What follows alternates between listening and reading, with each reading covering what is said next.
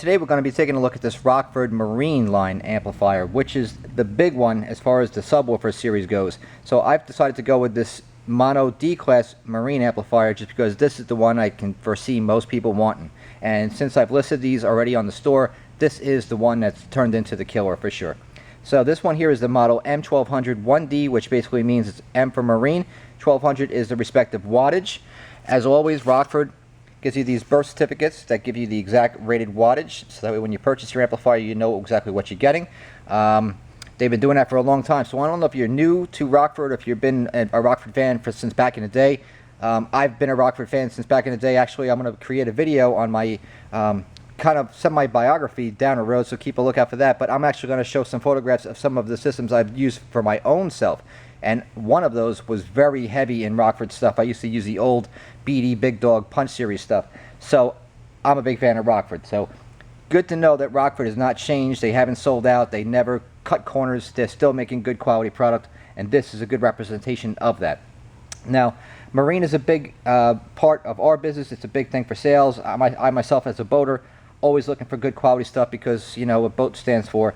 So this one here is a 1200 watt, so this one can really churn out some major power. There's a smaller brother amplifier to this one, which is the M750, so if you don't need quite this much power, that might be an option.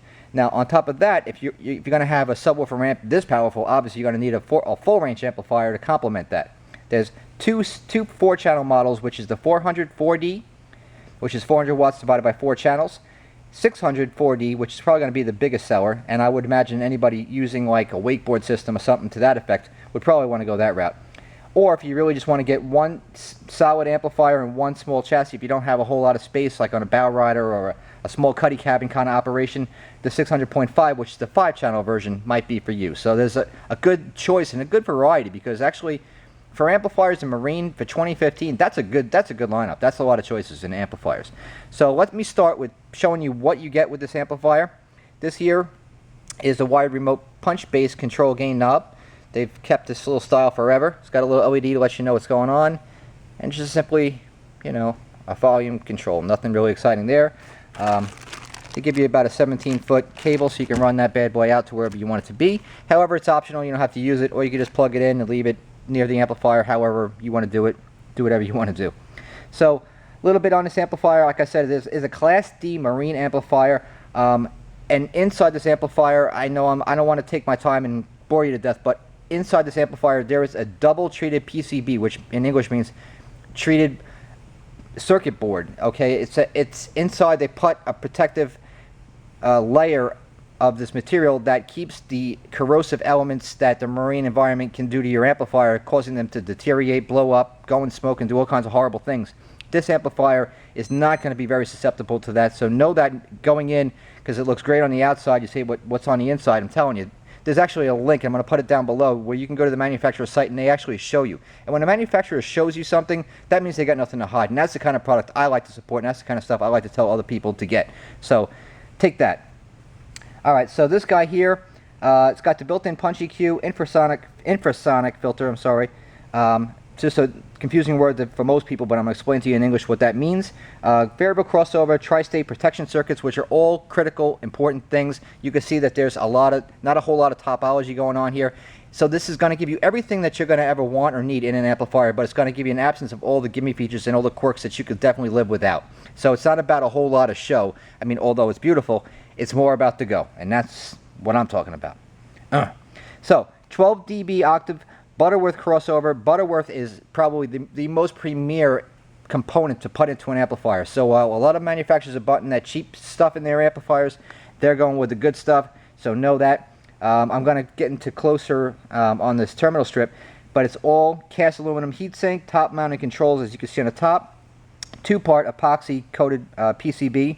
That's where I was looking for, epoxy coated.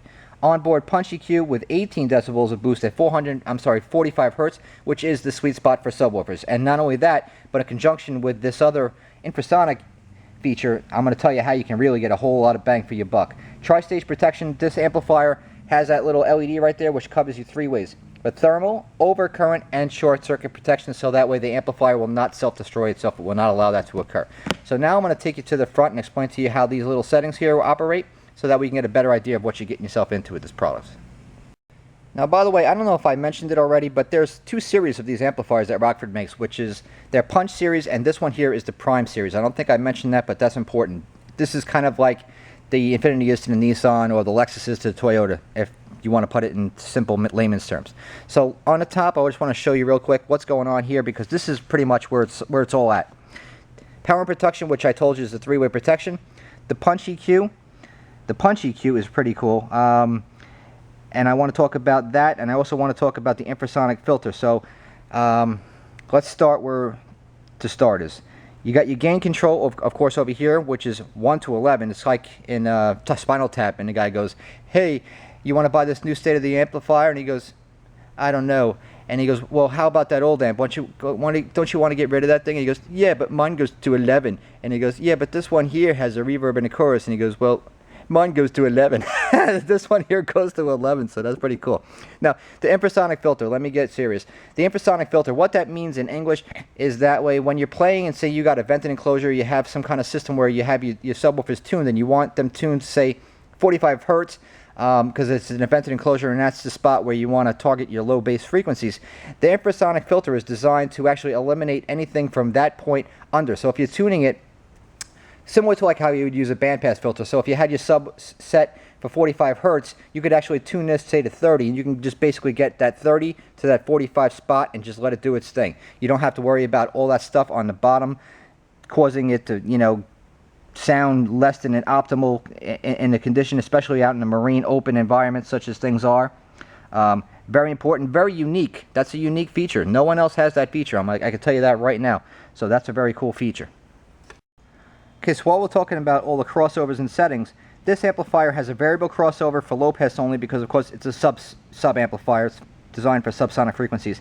This unit has a built-in 12 decibel per octave, again, Butterworth filter with a crossover point. It varies from 50 hertz to 250 hertz, which is pretty much the standard, so nothing really too exciting there.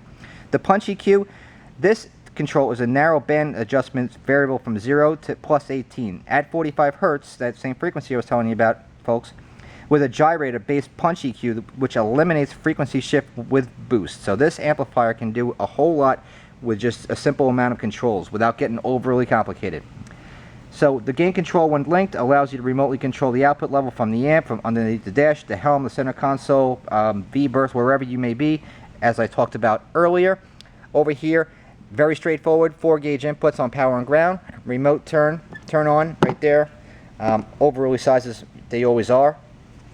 Over here, your speaker outputs. There is no bridging because this is an internally bridged amplifier. It's a mono block, so you have two sets of parallel outputs, plus minus. Over here, punch level control, inputs and outputs. So if you have your one audio set of inputs here and you want to slave output to a second amplifier, if you're crazy enough to have two of these monsters in your boat, you would just go in and daisy chain it and run it out. That's pretty much it. This is the Rockford M1200D. I highly recommend this, so if you're looking for a good amplifier, man, really give this one a good look over because it's a wonderful piece. I hope you could ever see one of these things in person, or better yet, feel one, because they sound really rocking. So there you go. There's your Rockford Marine Prime Series review.